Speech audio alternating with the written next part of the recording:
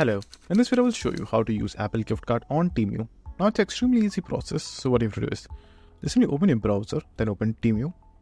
After that, just simply pick a product that you would like to buy. Let's say for example this shoes over here. And now just simply pick the color that you want or the size and the quantity that you would like to buy. Now once you'll do that, just simply click on buy now directly. And then just simply complete your address over here if you haven't completed already. Then once you will do that, click on continue payment. After that, wait for a few seconds, and then once you're in the payment page, you can also apply multiple coupon if you have Honey as an extension. If you click on that, this coupon will be applied too.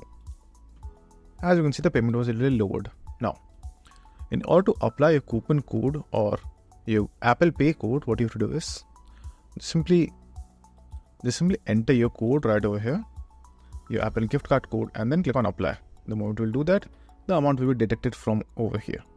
So that's it, and if this video was helpful, please consider subscribing and liking the video.